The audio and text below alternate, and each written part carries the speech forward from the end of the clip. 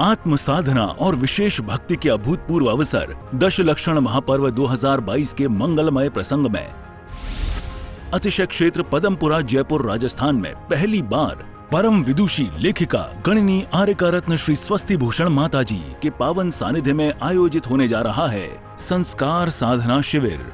मंगल बेला 31 अगस्त 2022 से 9 सितंबर 2022 तक। शिविर में शामिल होने के लिए 20 अगस्त 2022 तक अपना रजिस्ट्रेशन कराएं। शिविरार्थियों के लिए सामूहिक आवास, अल्पाहार, शुद्ध भोजन आदि व्यवस्थाएं निःशुल्क रहेंगी। शीघ्रातिशीघ्र संपर्क करें।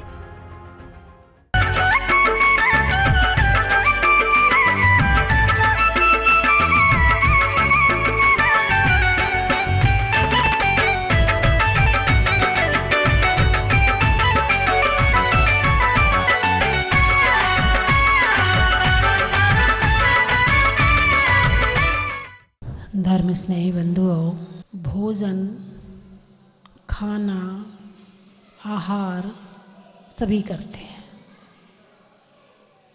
चाहे मक्खी हो, चाहे मच्छर हो, चाहे चींटी हो, चाहे भंवरा हो, चाहे चिड़िया हो, चाहे कबूतर हो, चाहे गाय हो, चाहे बैल हो, चाहे कुत्ता हो।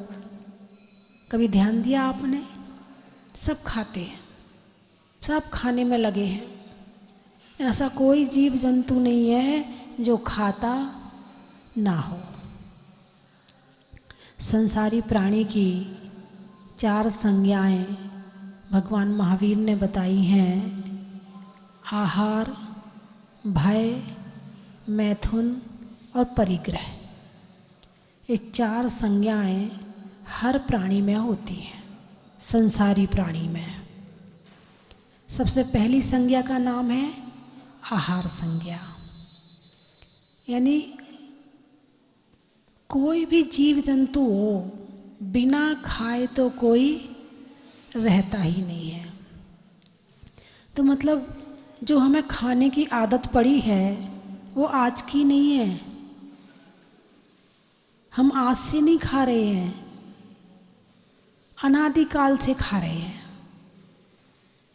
और असंयम से खा रहे हैं। अनादिकाल से कैसे खा रहे हैं? असंयम से। त्याग पूर्वक भोजन करना ये मनुष्य पर्याय में संभव है, अन्य पर्याय में ज्ञान ही नहीं है, योग्यता ही नहीं है। मान लो मच्छर है, अब मच्छर को ज्ञान है कि मुझे कब खून पीना और कब नहीं पीना।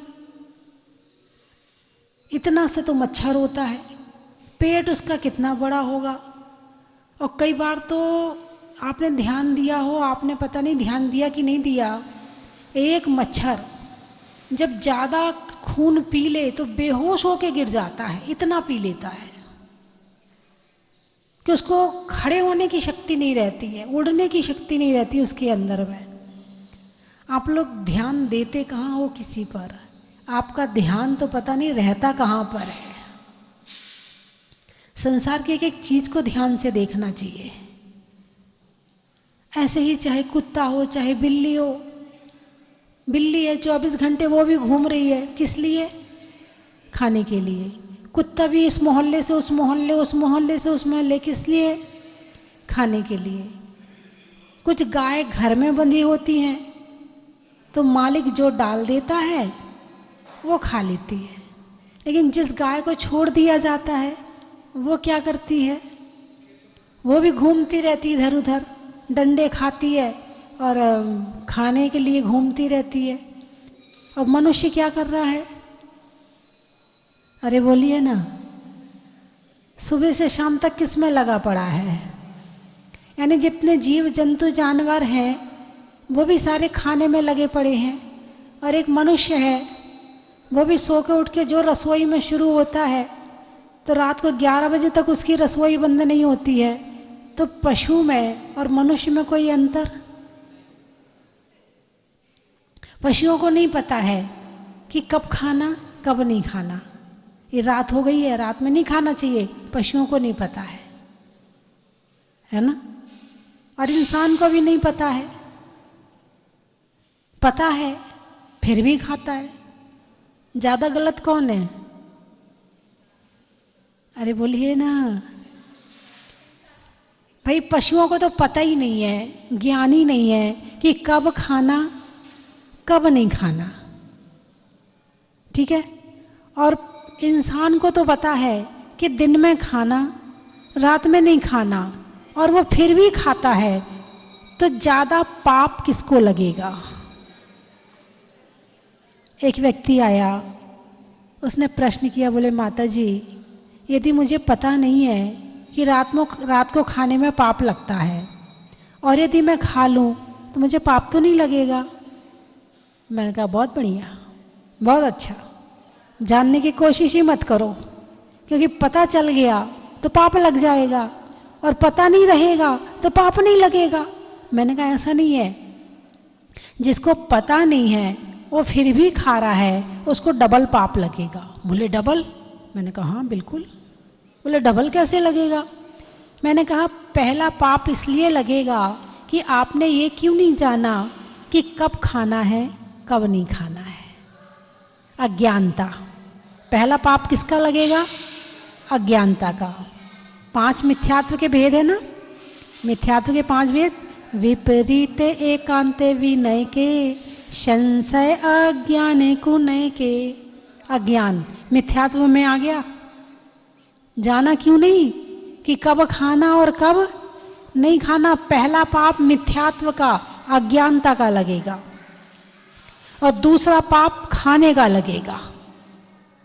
भाई पशु पर्याय में तो वो योग्यता नहीं है उसके अंदर, मगर तुम्हारे पास तो जानने की योग्यता है ना। यदि कोई जानबूझकर गलती करे तो तुम क्या कहते हो? दिमाग खराब है, पागल है, समझ में नहीं आता, इतना भी नहीं समझता कि ऐसा नहीं करना चाहिए। बोलिए कहते कि नहीं कहते हो आप? उसको पागल कह दोगे, दिमाग खराब है। और यदि ज्यादा निकृष्ट बात बोलनी, तेरे दिमाग में गोबर भरा है क्या? बोलिए तू अनाज नहीं खाता है, बोलते हो नहीं बोलते हो? यानी सामने वाला गलती करे तो तुम पता नहीं उसे क्या क्या बोल देते। लेकिन ये रात्रि में भोजन करना या कब खाना कब नहीं खाना, इस प्रकार का ज्ञान नहीं होना, क्या ये गलती नहीं है? हे उपादेय का ज्ञान यदि कहीं हो सकता है तो वो है मनुष्य शरीर, मनुष्य पर्याय। विवेक जागृत हो सकता है तो वो है मनुष्य शरीर। मनुष्य शरीर के अलावा और कहीं विवेक जागृत होने की संभावना पूरी नहीं है। थोड़ा बहुत तो हो सकता है, लेकिन पूरी संभावना कहीं नहीं है। केवल मनुष्य पर्याय में है कि हमें क्या खाना क्या नहीं खाना, कब खाना कब नहीं खाना, कितना खाना कितना नहीं खाना, क्यों खाना। ये सारा ज्ञान केवल मनुष्य पर्याय में ही संभव है। यदि कोई रात्रि भोजन का त्याग कर लेता है तो वो देवता से बड़ा हो जाता है। पूछो कैसे? अरे पूछिए ना। है देवता संकल्प नहीं ले सकता कि मेरा इसका त्याग है, वो अपने जीवन में त्याग का संकल्प ले ही नहीं सकता है। और तुमने यदि एक रात्रि भोजन का त्याग कर लिया है तो तुम देवता से बड़े हो गए। यदि एक बच्चा भी रात्रि भोजन का त्याग कर दे तो वो बच्चा भी देवता से बड़ा हो जाएगा, क्योंकि उसके जीवन में कहीं ना कहीं संयम की शुरुआत हो गई है। जब बड़ा संयम लेगा तब लेगा, लेकिन शुरुआत तो उसने कर ही ली है। तो विवेक पूर्वक खाना ये केवल मनुष्य पर्याय में ही संभव है। विवेक क्या? किससे खाना? विवेक से खाना। तो किसी विवेक नाम के व्यक्ति को मत पकड़ लेना कि भाई तू परोस तभी खाएंगे, क्योंकि माताजी ने कहा विवेक से खाना, तो तेरे परोसने से रोटी खाया करेंगे और अलग किसी के हाथ की नहीं। ये नहीं कह रही हूँ। विवेक किसी व्यक्ति के लिए नहीं है, विवेक हे और उपादेय के ज्ञान के लिए है कि मुझे क्या खाना है क्या नहीं खाना है, कब खाना है और कितना खाना है। चलो ठीक है, आप मनुष्य बन गए। मनुष्य बनने के बाद आपने क्या किया, एक रसोई बना ली। रसोई में मसाले रख लिए, रसोई में घी, तेल, नमक, मिर्ची आदि रख लिया और अपना स्वादिष्ट भोजन बना बना के कर लेते हो। तो क्या आप ज्ञानी हो गए? अच्छा अच्छा भोजन बना के कर लेते हो तो पशुओं से तो उत्कृष्ट हो गए ना। अंतर इतना ही कि तुम बना के खाते हो, वो बिना बनाए खाते हैं। अभी अंतर नहीं पैदा हुआ है। अंतर पैदा तब होगा जब क्या खाना और क्या नहीं खाना, इस बात का ज्ञान जीवन में बहुत जरूरी है। चर्चा चल रही है शिक्षा व्रत की। शिक्षा व्रत में चर्चा चल रही थी अतिथि संविभाग की। भाई अतिथि जब आते हैं तो आप अच्छे से अच्छा बनाना चाहते हो, बढ़िया से बढ़िया भोजन बनाना चाहते हो। एक बार की बात है कि एक बार दीक्षा लेने के बाद स्वास्थ्य खराब हो गया, किसी ने चौका लगाया। अब चौके में उन्होंने दिखाया कि ये तो खिचड़ी है, ये दलिया है और ये साबूदाने की खीर है। कुछ समझ में आया है? श्रावक को भी साबूदाना नहीं खाना चाहिए। और उन्होंने किसके लिए बनाया? साधु के लिए। क्यों बनाया? क्योंकि उन्हें ज्ञान ही नहीं था कि साबूदाना नहीं खाना चाहिए। इस बात का ज्ञान उन्हें नहीं था, उन्होंने इसलिए बनाया। और यदि ज्ञान होता तो क्या बनाते? साधु का भोजन तो बिल्कुल शुद्ध बनाया जाता है। वहाँ पर मन की शुद्धि की ज़रूरत है, वहाँ पर वचन की शुद्धि की ज़रूरत है, वहाँ पर काया की शुद्धि की ज़रूरत है। तीन शुद्धि चाहिए। सबसे पहले क्या शुद्ध होना चाहिए? मन। मन शुद्धि किससे होती है? भक्ति से। यदि तुम्हारे अंदर साधु को आहार दान देने की भक्ति है तो ही वो भोजन शुद्ध है, वरना वो आहार देने लायक नहीं है। सबसे पहले मन शुद्धि चाहिए, फिर वचन शुद्धि चाहिए। ऐसा नहीं है कि तुमने आहार बनाया तो तुम बहुत बड़े बन गए, लेना पड़ेगा आपको, आपके लिए बनाया है। आप मनुहार तो कर सकते हो मगर जबरदस्ती नहीं कर सकते। ये क्या कोई त्याग होता है क्या? मीठे का त्याग कोई त्याग होता है क्या? एक बार मैं हरियाणा जब शुरू में गई तो वहाँ के लोगों की भाषा थोड़ी सी खड़ी है। तो शुरुआत में पहुँची जब वहाँ पर, तो गांव में बिहार चल रहा था।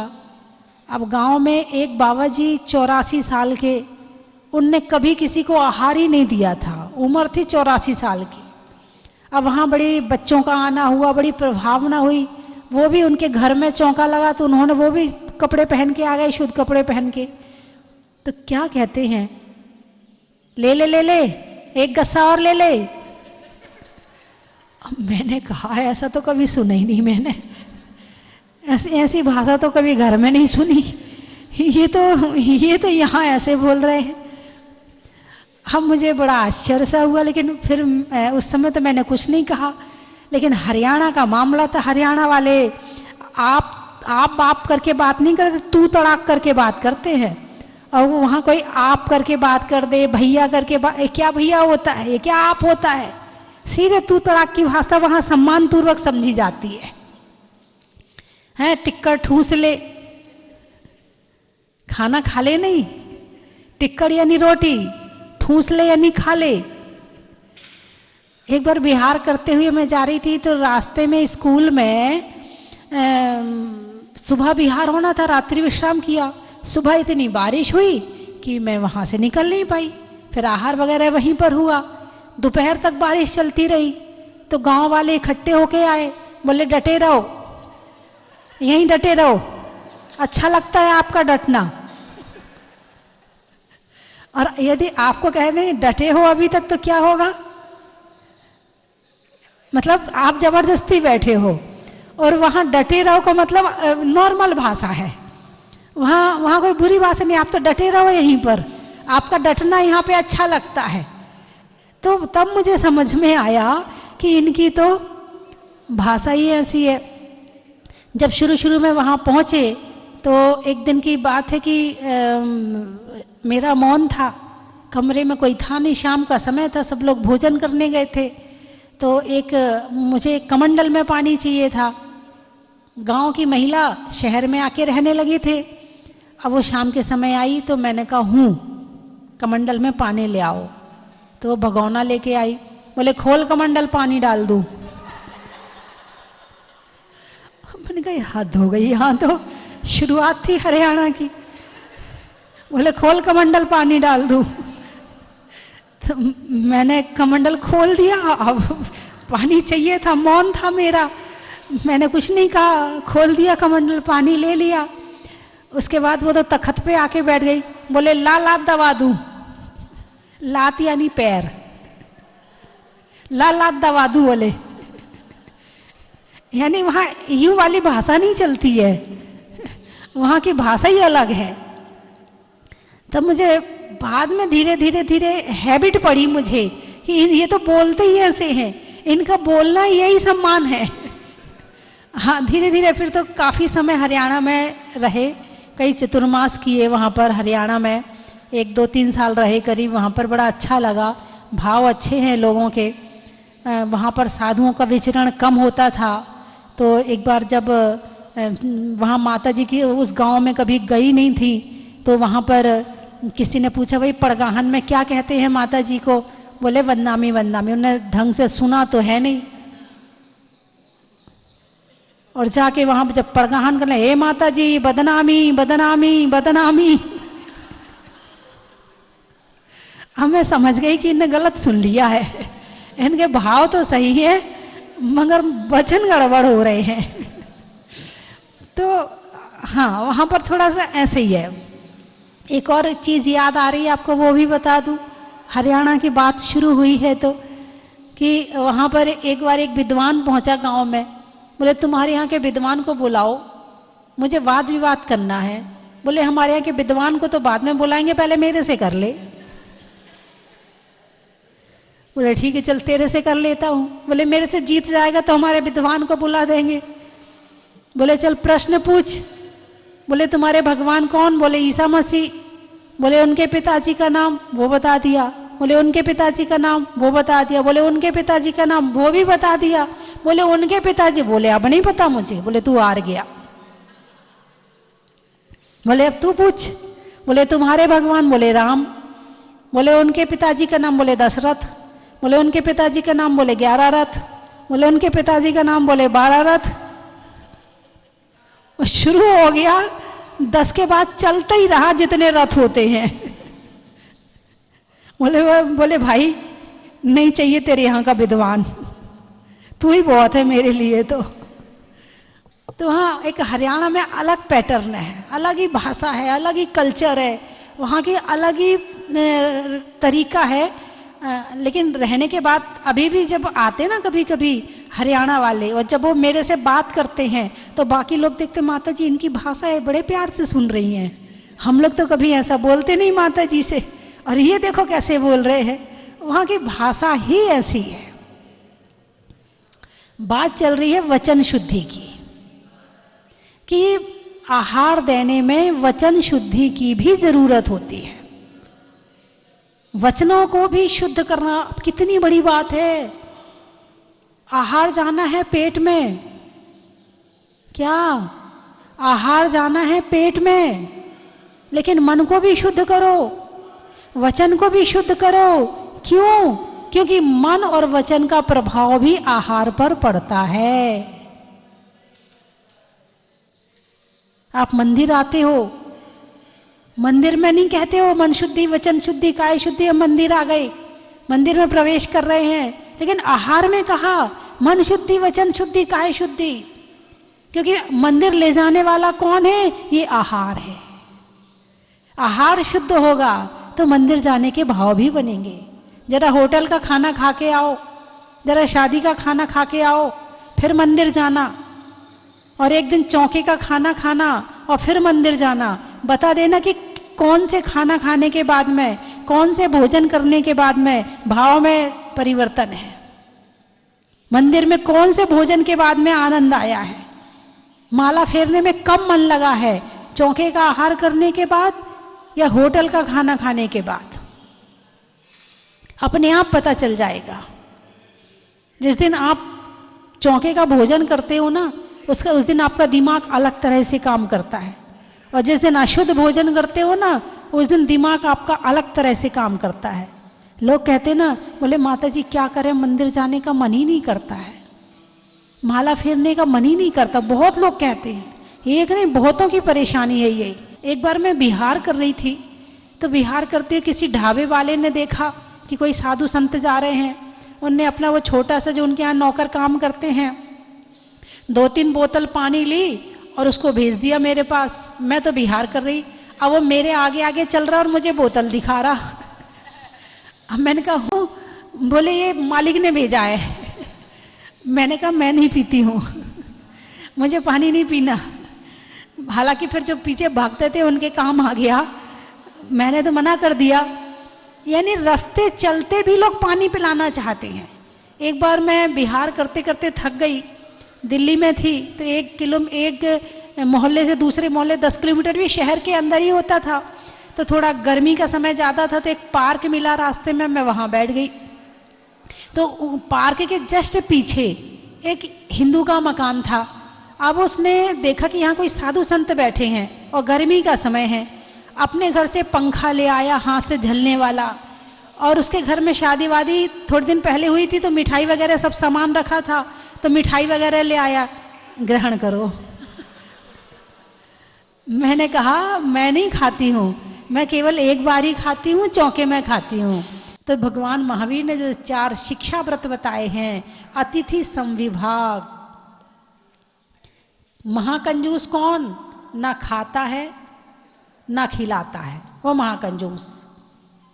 कंजूस कौन? खाता तो है मगर खिलाता नहीं है। दानी कौन? खाता भी है खिलाता भी है। और उदार कौन? खाए ना मगर खिला दे, उसकी गिनती उदार में आती है। महाकंजूस भी हैं संसार में, कंजूस भी हैं, दानी भी हैं और उदार भी हैं। अब आपकी गिनती किस में है ये आप देख लो। मैंने थर्मामीटर दे दिया, आप लगाकर देख लो कि आप महाकंजूस हो, कंजूस हो, दानी हो कि उदार हो। आप अपनी भावनाओं को पकड़ लो, थर्मामीटर लगा लो और देख लो। तो भगवान महावीर का जो बताया है कि अतिथि संविभाग, उत्तम पात्र, मध्यम पात्र, जघन्य पात्र। उत्तम पात्र मिले सर्वप्रथम उत्तम पात्र को, नहीं हो मध्यम पात्र को, नहीं हो जघन्य पात्र को, और कोई ना मिले तो किसी ना किसी को पकड़ के खिला दो, और कोई ना हो तो अपने घर के बड़े बुजुर्गों से कहो कि पहले आप भोजन करो, उसके बाद हम भोजन करेंगे। और उनको भी आजकल तो उल्टा हो गया, पापा जी रुक जाओ जरा, आप पहले बच्चे खा लें फिर आपको मिलेगा। जबकि होना ये चाहिए कि पिताजी आप पहले खाओ, बच्चों को बाद में देंगे। आप बचपन में आपने देखा होगा कि घर में पहले बड़ों को खाना खिलाया जाता था। शरीर में कान का, रहने में मकान का और करने में आहार दान का। देशों में रूस का, फलों के जूस का, और नहीं बनने में कंजूस का।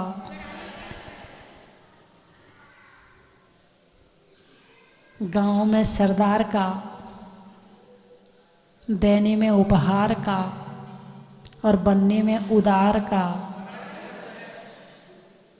रिश्तों में नानी का, पीने में पानी का और बनने में दानी का। मुनियों में रिद्धि का, होने में समृद्धि का और सुधरने में बुद्धि का। घूमने में कार का, शास्त्र में समय सार का और देने के संस्कार का। कहाँ कहाँ से आए देवली, फूल में कली का, मनुष्यों में बलि का और आने वालों में देवली का, दवाइयों में डावर का, नहाने में साबर का और आने वालों में साबर का, चढ़ाने में गोला का, तौलने में तोला का और आने वालों में पारसोला का। नागपुर, अच्छा, गाने में सुर का, नृत्य में नूपुर का, आने वालों में नागपुर और जयपुर का। बगरू, कार्य करने में शुरू का, जीवन में गुरु का और आने वालों में बगरू का, में बड़ का, बड़ की जड़ का और आने वालों में दाता रामगढ़ का। जूनिया, रसोई में धनिया का, जातियों में बनिया का और आने वालों में जूनिया का। बांसवाड़ा, महिलाओं में कड़ा का, भोजन में बड़ा का, आने वालों में बांसवाड़ा का। नदी में नाव का, सुधरने में भाव का, आने वालों में चिरगांव का। कान में बाली का, बजाने में ताली का और आने वालों में कूकन वाली का। जनवरी में जाड़ा का, जाड़े में काढ़ा का, आने वालों में नटवाड़ा का। अच्छा, वृक्षों में बड़ का, बड़ की जड़कर, आने वालों में साहगढ़ का। बड़ा ही महत्व है। मुरैना, अच्छा, चेहरे पर नैना का, बोलने में बैना का और आने वालों में मुरैना का। बड़ा ही महत्व है। ओ मेरू, अच्छा, काम करने में शुरू का, जीवन में गुरु का, नेताओं में नेहरू का और आने वालों में मेहरू का। बड़ा ही महत्व है। और हो गए। दिल्ली, तेरे अंचों में बिल्ली का, डंडा में गिल्ली का और आने वालों में दिल्ली का। बड़ा ही महत्व है। कुछ लोग जहाजपुर में आए, दिल्ली वाले हो गए ब्यावर। पानी में गागर का, वृक्षों में आकर का, आने वालों में ब्यावर का। बड़ा ही महत्व है। और आने वालों में सागर का। बड़ा ही महत्व है। आम की बोर का, खाने में कौर का, आने वालों में इंदौर का। बड़ा ही महत्व है। गर्मी में घड़ा का, भोजन में बड़ा का, आने वालों में सागवाड़ा का। बड़ा ही महत्व है। नहीं करने में गड़बड़ का, बुढ़ापे में बड़बड़ का और आने वालों में राजगढ़ का। बड़ा ही महत्व है। बोले 24 भगवान की। धर्म स्नेही बंधुओं, अतिशय क्षेत्र बाड़ा पदमपुरा में बाड़े वाले बाबा के दरबार में एवं पूज्य गणनी हरिका श्री स्वस्ति भूषण माता जी के सानिध्य में माता जी की प्रेरणा से 31 अगस्त से लेकर 9 सितंबर तक 10 लाक्षण महापर्व के पावन शुभ अवसर पर श्रावक संस्कार शिविर का आयोजन किया जाएगा।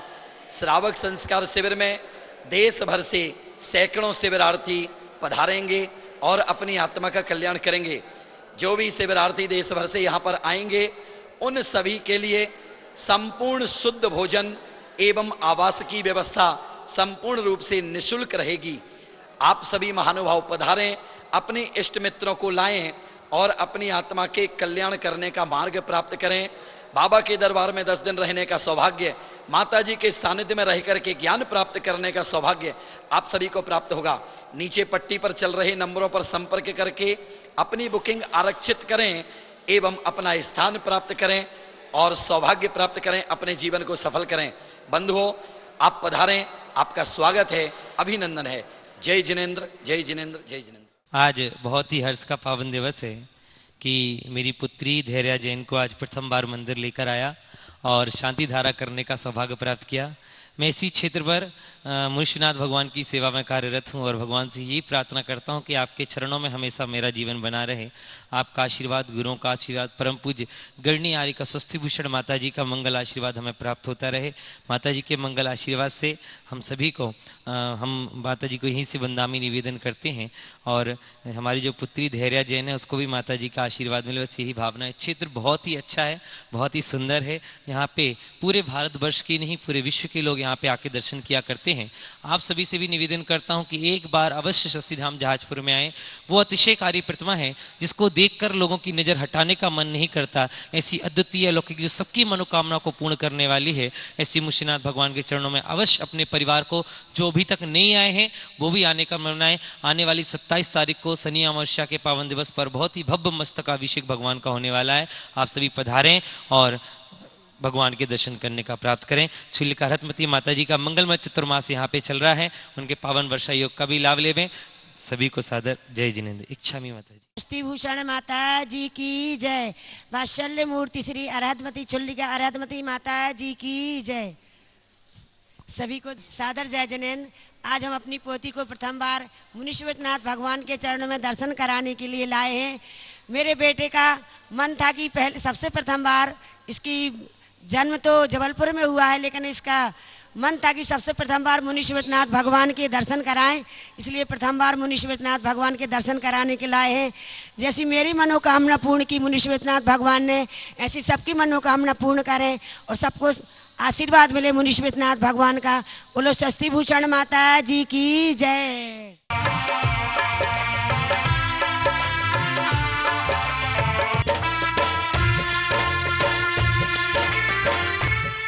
31 अगस्त से 9 सितंबर तक पर्वाधिराज पर्युषण महापर्व 10 लक्षण महापर्व का आयोजन सराकोधारक आचार्य 108 ज्ञान सागर जी महाराज की परम शिष्या और परम पूजनीय भारत गौरव गणनीय 105 स्वस्ति भूषण माता जी के संगस्था छिल्लिका अरतमती माता जी के पावन सानिध्य में यहाँ पर होगा, जिसमें प्रतिदिन सुबह अभिषेक शांति धारा के बाद में 10 लक्षण महामंडल विधान का आयोजन होगा।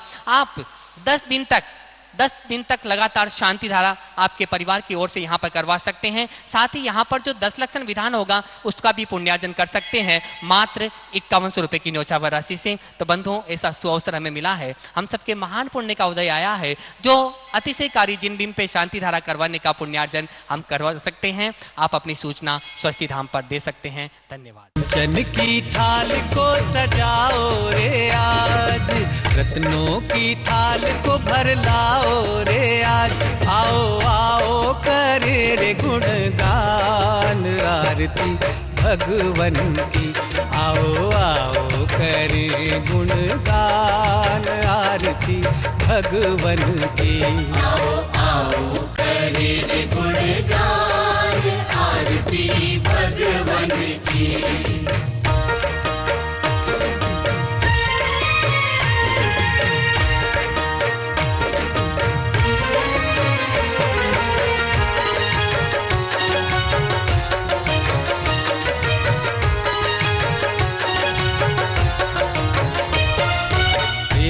सुमित्र के राज दुलारे, माँ पद्मा जी के नैनों के तारे। पिता सुमित्र के राज दुलारे, माँ पद्मा जी के नैनों के तारे। राजगृही में जन्म लियो आप, राजगृही में जन्म लियो आप। आओ आओ मनाए खुशी आज आरती भगवन की। आओ आओ करे गुणगान आरती भगवन की। आओ आओ करे गुणगान आरती भगवन की।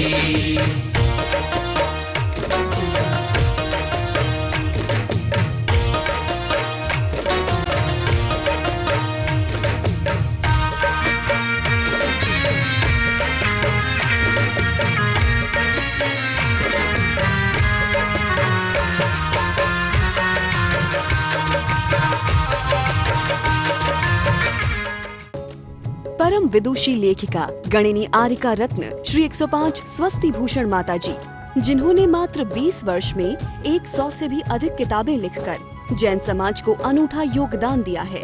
बड़े बड़े विधान जैसे कल्पद्रुम महामंडल विधान, सिद्ध चक्र महामंडल विधान, इंद्रध्वज महामंडल विधान एवं विशेष जिनपद पूजांजलि आदि महत्वपूर्ण साहित्य बहुत ही सरल व सुबोध शैली में लिखे हैं, जिसमें गद्य एवं पद्य साहित्य भी समाहित है। इन महान साहित्यों को पढ़कर आप भी अपने ज्ञान का विकास कर सकते हैं। साहित्य प्राप्त करने हेतु आज ही संपर्क करें। संपर्क सूत्र 7906062500 9868345768।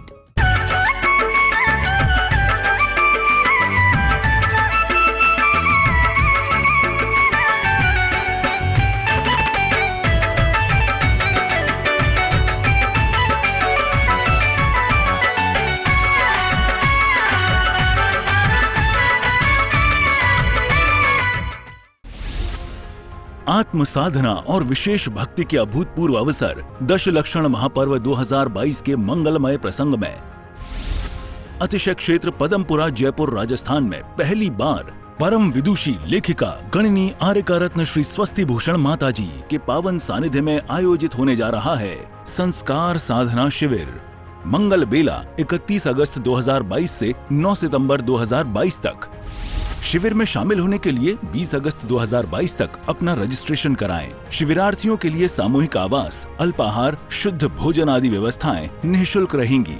शीघ्रातिशीघ्र संपर्क करें।